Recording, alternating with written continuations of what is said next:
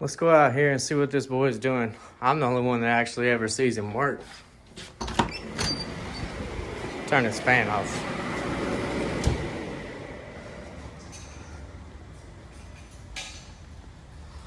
What are you doing, Mr. Queen? Trying to get turbo mounted. I'm assuming you've already started the I've already started. recording and everything. I got you. No, today we finally got the turbo and everything mounted on the S-10. So, honestly, probably do a little bit of a review of the S-10, what all we've done to it, what all we got done today, and what all we got left. Try to give you all a few maybe little tips and tricks on these S10s because they're a little aggravating to do a turbo kit on. So I'm just going to finish checking everything on this turbo placement before I tighten everything down, and then we'll kind of start from there. Alright, so a few things to start off with, and we'll just start off with the main thing with the turbo, mount the turbo. Makes it a whole lot easier if you got a cherry picker, because obviously you can see I got the cherry picker, got this little strap mounted up around the turbo, and I was able to just hold it here and check fitment and see what I could do with it. All I usually do is I run the my strap to your eyelet up here, run it around the center section, tighten that up, and then you can take your excess piece and you can take and you tie it up here. But before you tie it up here, you take and you run it around the back side of the turbo, and you pull it up until the turbo's level or however you want it to sit. But that will that allows you to get that turbo exactly how you want it. But I'm gonna check and see how strong my welds are real quick. There we go, it just moved a little bit. And pull this off of here, and like I said, got that mounted. So on an S10, every one that I have done, you have to pull the inner fender out of. Most of the time we end up pulling the inner fender out of both sides just to help air circulate underneath here. But pull the inner fender out so we can get the turbo down low enough to fit underneath the hood. Another little trick is wherever you're doing placements of stuff underneath here, if you take a piece of tape, run it across through there, that kind of gives you a generic height of where your hood will be. Obviously that hood bubbles up a little bit, so you do have a little bit more room, but this gives you a good safe marker of where you need to stay underneath. So we put that on there, got the turbo where we wanted it. On the front side, you do have to make sure you leave enough clearance for all your wires and everything for your headlights. So that's why this turbo's back a little bit and also kicked a little bit. Another thing too, this turbo and the placement of it right now, the closest point of the tire contacting is with it cut all the way to the driver's side. So whenever I'm also mounting it, keeping all this other stuff in consideration, we actually take and turn the wheel all the way that way, bounce up and down on it, and then just make sure it's where it needs to be, and check and make sure we have good clearance around the tire and stuff. So we got all that done. We always run the up and forward headers on these things, super tight up underneath here. There's not a good header to use on these trucks, and so we always use the up and forward headers. As you can see, we took and these come with a V-band on them, but we cut the V-band off as far back as we could get it. Then we take it on this one, because we're just running a 2.5 inch hot side, we took and run a 3 to 2.5 inch reducer. Then did our pie cuts, because we don't have very much room in between the core support and this header. So we did our pie cuts to a 2.5 inch V-band, and then run our piping, our hot side piping from that V-band obviously to our T4 mount. And so this thing is just held up by the hot side right now. I do not suggest people, some people do it, I do not suggest you just building a turbo kit and let the turbo hang off of the hot side. We will be running a stog to the frame that comes up and bolts to the turbo to help support all this. If not, I mean, I've seen them work, but especially if you're going to be street driving it, it's going to have to take a lot of abuse and a lot of vibration, and more likely it is going to end up cracking the hot side somewhere if you don't run that support. But we got that done, so I mean, that's honestly a lot of progress for us, because now the turbo's where it's going to be. We need to run that support, and then I need to bolt this header back up. For any of you that haven't watched any of the previous videos, one thing that you do have to do on these headers for the driver's side is this outside back tube. you have to take and cut and run it up underneath the steering shaft and then reconnect it here. So we cut it here and then on the header flange and just rerouted the tube. Works really good. Steering shaft goes right through it, and like I said, that's really your only options, because a log manifold and nothing like that will work on it.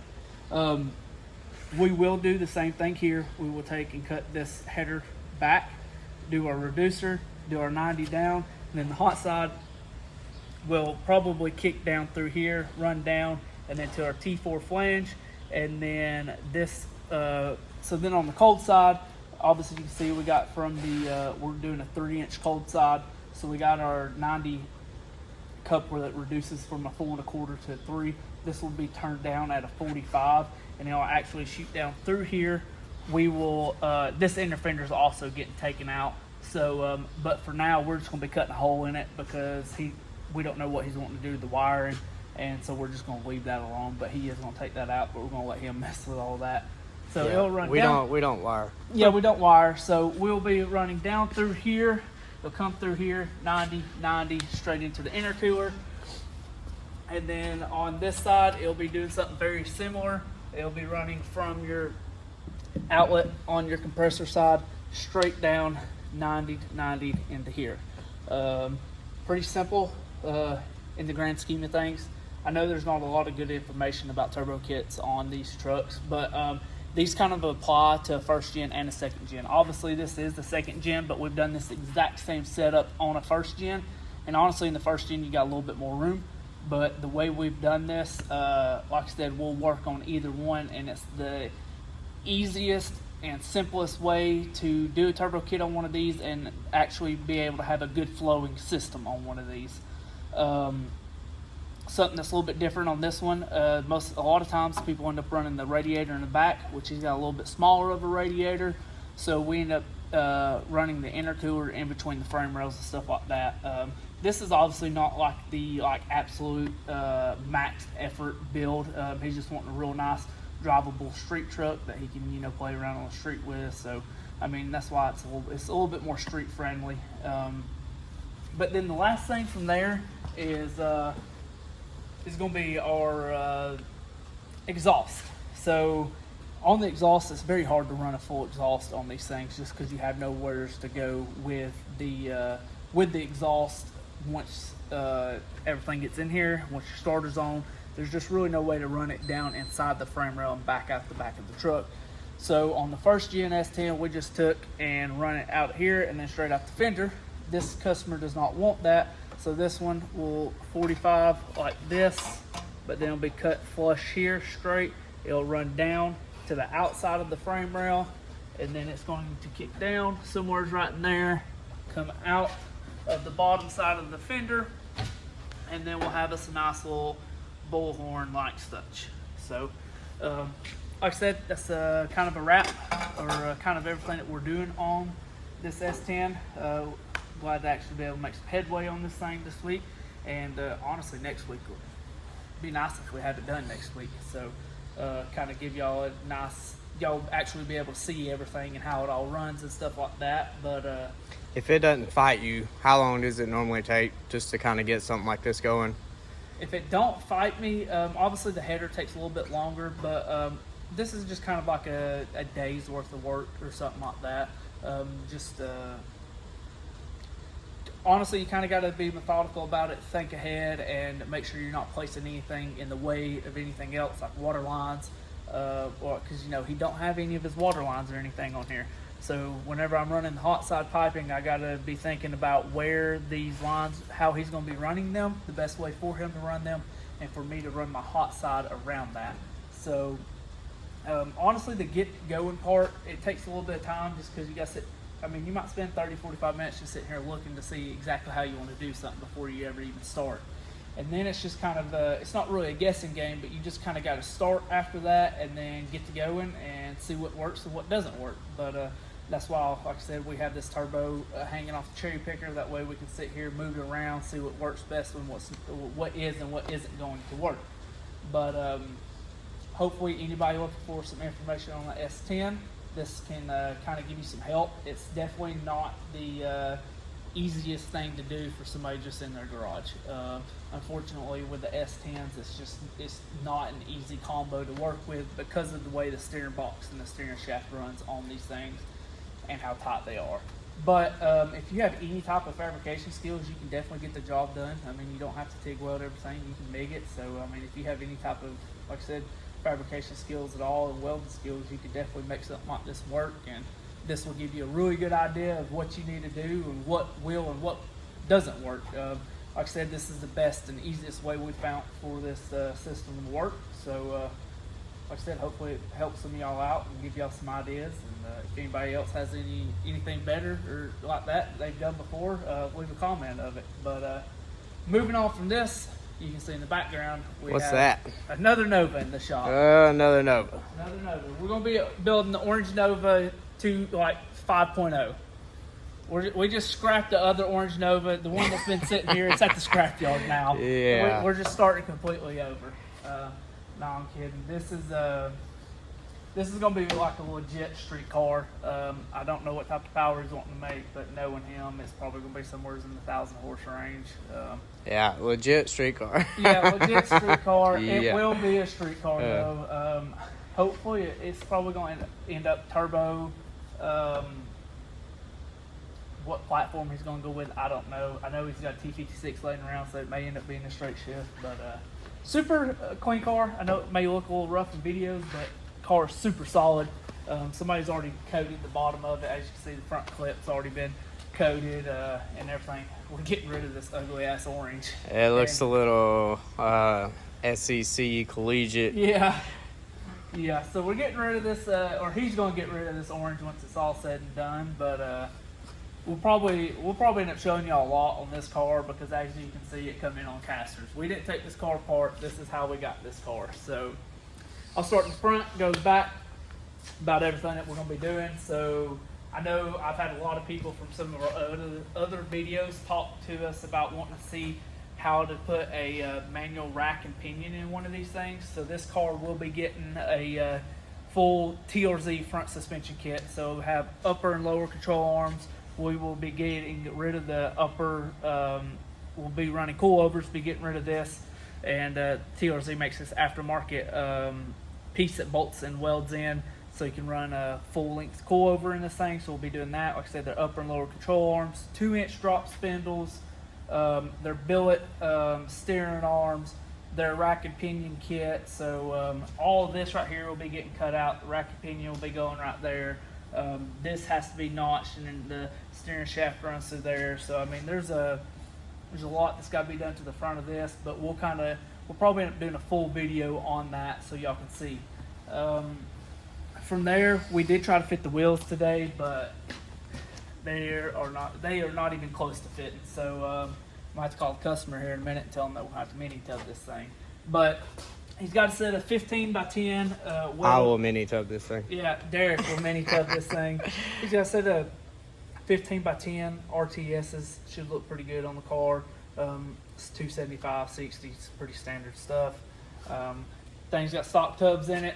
We was thinking that it might be able to fit if we took a little hammer and did a little massaging underneath there, but it will not even come close to fitting. So mini tubs is on the schedule.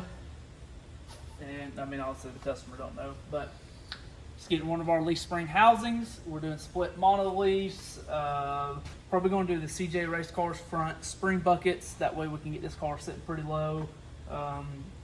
Probably get either a set of Strange or QA1 shocks on it. Assassin bars.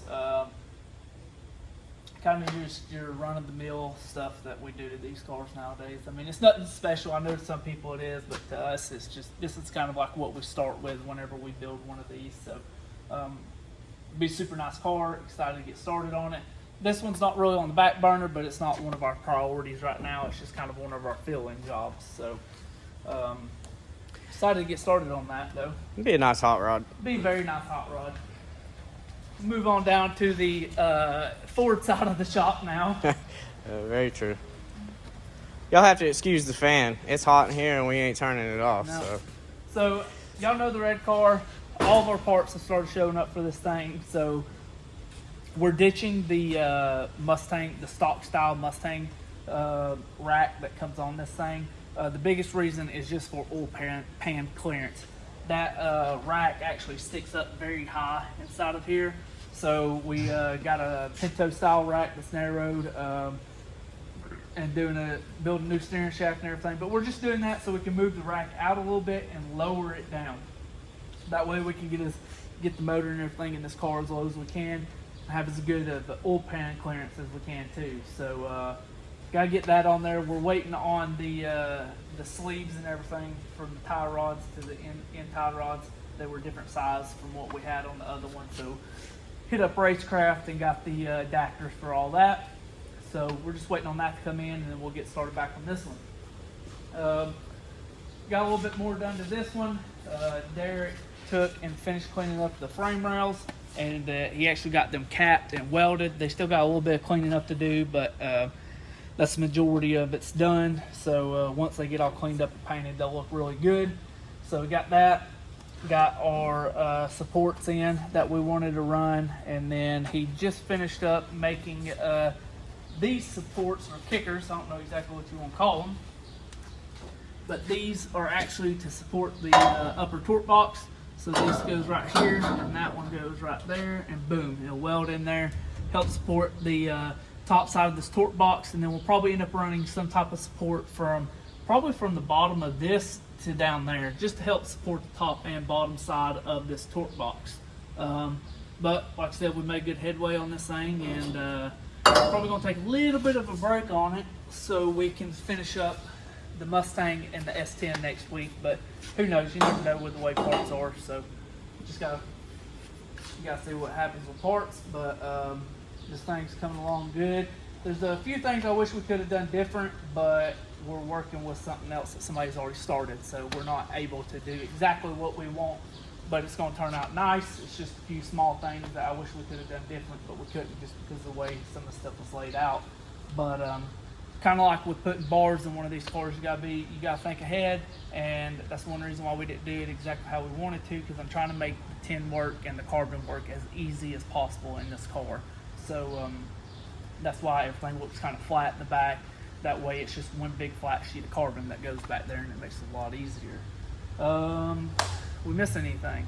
You built a rear end this weekend, or this week? Oh yeah, I did build I built a rear. That's probably the fastest I've ever built a rear end, but we got a rear end knocked out this week. It was I'm sure Derek will post a picture or video of it, but it was a factory 5/8 offset Mustang housing.